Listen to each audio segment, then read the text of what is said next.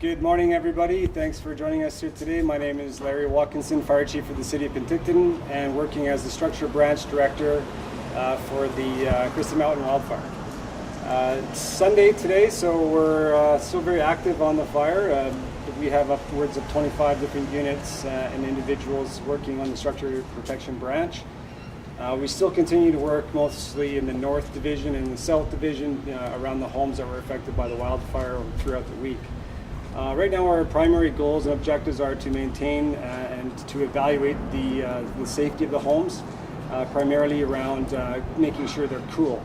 Any hot spots that have been implanted into the subdivisions, around decks, we're fire smarting homes and hardening homes against the wildfire for any kind of ember transplant. We're continuing with our sprinkler setups and running those throughout the day just in case there is a hot ember that lands on the roofs of these homes. But also we're going to be looking at how we may be able to demobilize and reduce the presence of our structure protection group out on the wildfire itself. And with that, then we'll take a consideration and look at the evacuations that are in place right now throughout the fire. Working with the BC Wildfire Service Incident Management Team, the Operations Chief and the Incident Commander, we'll do a collaboration on that and how that looks in the next couple of days. So right now, that's a quick update. Crews are still very active on the fire grounds, tying in lines, working very closely with air support. Heavy bucketing, as you can see throughout the community. We have large aircraft in the air, dropping copious amounts of water all around the perimeter of the fire and inside the perimeter, just trying to control the spread of this blaze itself. So at that time, I'll take questions from the group. Shelby. Hi, how would you describe the threat to homes and businesses right now? It's pretty limited.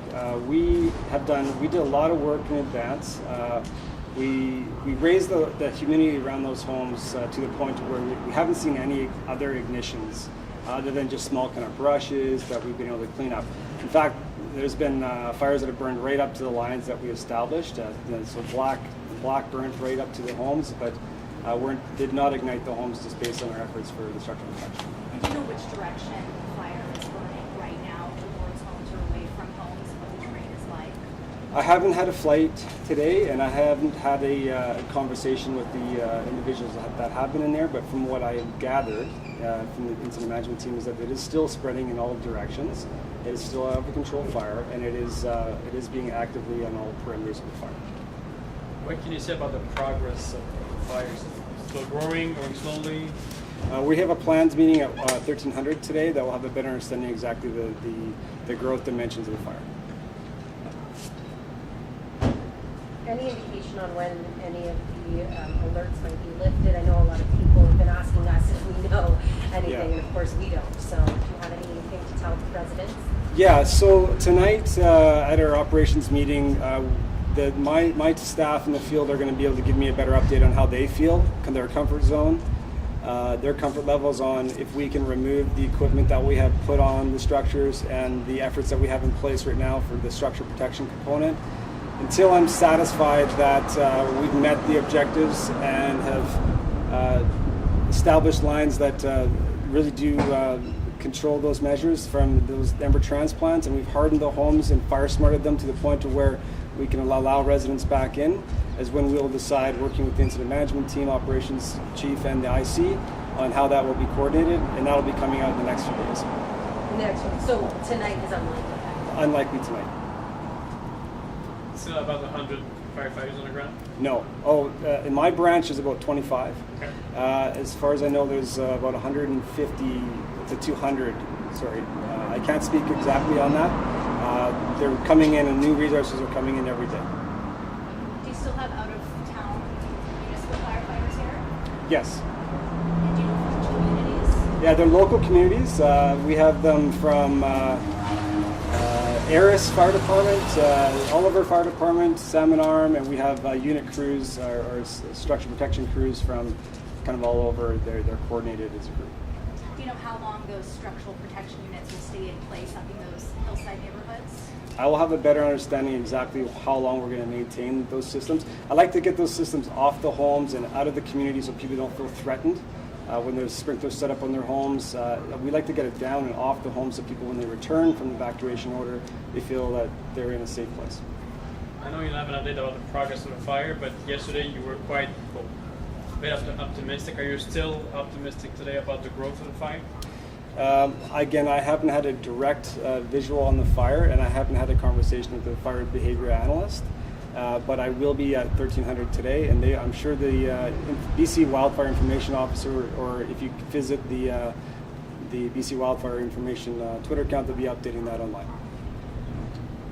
Chief, can you talk a little bit more? You spoke earlier just a little bit about the aerial attack that's going on right now. Can you just expand on that a little bit for me, or reiterate it again, please? It's certainly an impressive fleet of aircraft. These rotary wings aircraft, the heavies we call them, they'll drop 500 gallons every drop, and they're returning back every 4 minutes. I mean, having the lakes right there and the copious amount of equipment that BC Wildfire Service has brought in to support their efforts in the air is impressive nonetheless. We are really the primary fire in the province right now, so we're getting resourced accordingly, and it is certainly an interface fire. So big, heavy aircraft. So what we ask people is just to stay away from them on the lakes. Try to give them space, and certainly do not get underneath them. If one of those lines drop, it can be catastrophic if it falls on top of them. These heavies that you say, those are the helicopters that have 11 passenger windows in them? Looks like? Yeah, those are the big ones, yeah. Oh, do you know what the model number is on those? There's Side so many bodies? different kinds. Yeah, there's too many different. And just from what I noticed this morning, it seems to me, from my last day on, which was Thursday, that the amount of aerial attack is less significant, certainly. I can't. Maybe they're just out of sight. Maybe there's less helicopters. Obviously, the fire was a little bit slower than on Thursday. Yeah. It's resourced accordingly, and when they don't need to fly, they don't fly. In some cases, they can't fly due to smoke, and it's very circumstantial. I'm not sure if you can speak to this, or if this is more BC Wildfire Service, but the terrain that the fire is burning in right now, they're saying it's burning southeast into remote and rugged terrain, and that's a bit of concern because it's fuels that haven't burned before. So it's difficult to say how that's going to look. Are you able to speak to the terrain and the new challenges, burning into an unpopulated area, more remote, more steep, and then the challenge that that poses? Yeah, certainly, Shelby. I can speak briefly onto what Dan commented, the ops chief, yesterday. And yeah, it's the fire is testing new terrain and new fuel types. We've been in a really mixed kind of fuel type through the Rocky Bluffs, flashy kind of fast fuels mixed with heavy timber. So it was really kind of unpredictable at that time. We know that when it gets into heavy timbers, we're going to see a more extreme fire behavior. Based on the wind conditions and topography, the slope, the aspect, it all depends on exactly how that fire steers into that kind of terrain. But like Dan said yesterday, it is going to be an untested environment, and we are keeping a very close eye on it as it relates to when it approaches those new fuel types. So what would it be, I guess, be your message to residents under the evacuation alert zone? Is it to remain vigilant, not let your guard down quite yet? Absolutely. I think anytime there's a wildfire in and around our communities, we have to be vigilant, and we have to be mindful and aware of our surroundings. Fire it can be unpredictable in a lot of cases, especially when it's in an interfaced community. But that's why we're taking our time, making sure that we're confident in the return of the homeowners into their community, and making sure that the work that we have done isn't going to surprise us later and have an event in that community where we have to very ad hoc or be very reactive to the response. Any final questions? Yeah, go ahead. No, go ahead. Not for the mayor, but Larry, I noticed your Twitter account that you were praising BC Wildfire Service for their exemplary work. Can you just reiterate that for me? I've worked with BC Wildfire Service for a number of years, and every time I have the opportunity to do that, it is a very well organized machine. They can be very tactical. They're very maneuverable when they receive the notification that there's a threat to a community. We activate our response provincially within the interagency working agreement with BC Wildfire Service, the Office of Fire Commissioner, and the BC Fire Chiefs Association.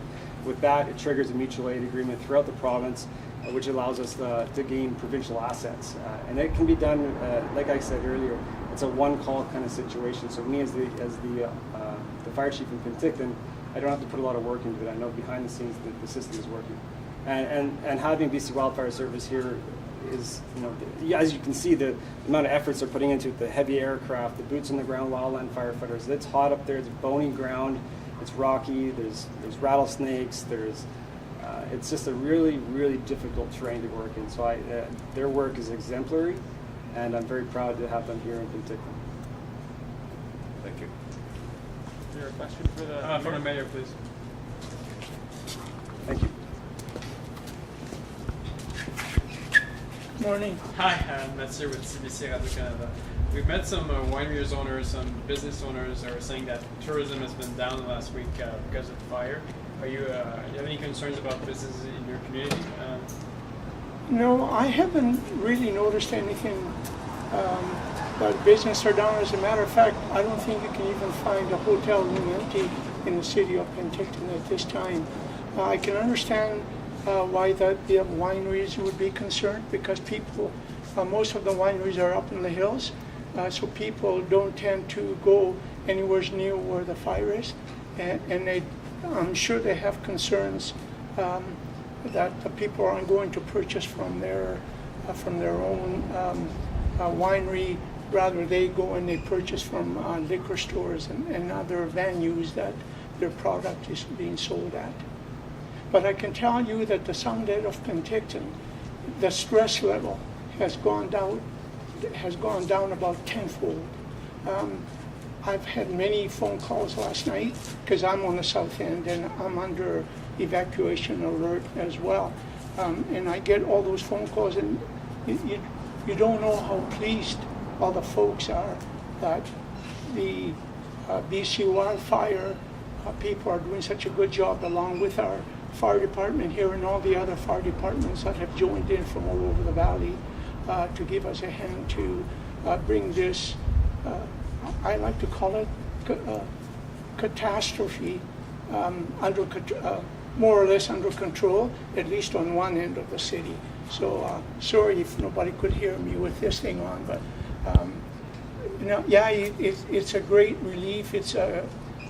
We're so happy that everybody's here to help. From up and down the valley, even as far as way up north, they've come forward to help out the city of Penticton and the regional district. Mayor, just following up on that, hotels and motels are full. We are hearing from locals, I'm sure you are too, saying, why isn't the city asking tourists to leave to free up motel and hotel spaces for those on evacuation alert in case that was upgraded to an order? What is your response to calls like that? I wouldn't want to be a heavy-handed mayor in this situation. I think tourists have the right to be here, as they always had all through. I've lived here for 64 years, and we've had other times where the situations were bad, and we've never asked anybody to leave. This is a free country. There's no other place for them to go that they can really come and have a holiday, get out of their homes like they've been locked up for the last 2 or 3 months. They're just as much what's the word I'm looking for? Influence with what's happening here as we are. They need their freedom, they need their space, they need to go out there and enjoy their lives and be normal as usual. So if conditions change and it does become a greater threat to that southeast part of town, are you confident there would be enough accommodations to house anyone who would need it? I'll put that question to my CAO. He has more information on that than I do. It's Don Van Dyke. Thank you, Shelby, for the question. So if first let me confirm, so there are approximately 3,700 homes still under evacuation alert. Should that alert become an order, and at this point we really don't anticipate that, but at any point should that alert become an order, the city would first declare a state of local emergency, which would give us the powers required in order to free up any hotel space we may need that was outside of the order and likely alert area. So currently, City of Penticton residents are under alert. Should an event transpire where we need to make that alert an order, we would then use the state of local emergency declaration and be granted the powers to free up any hotel rooms we may need. And what does that mean, kicking out tourists at that point? That would mean if we were hypothetically in such a situation, we'd be looking to free up hotel rooms across our city. But also, I should note, have a high degree of confidence in over 1,000 hotel rooms currently across the Okanagan Valley, and that's been confirmed with the excellent work of our ESS team, which comprises of dozens and dozens of local volunteers. So we do have, as I said, a high degree of confidence in over 1,000 hotel rooms currently, or motel rooms, I should say, within the Okanagan Valley. Thanks. Any other questions for the mayor? Okay, so seeing none, thank you very much for joining us today, and we will resume our events at the Lakeside Hotel Monday and Tuesday for further updates. See you tomorrow.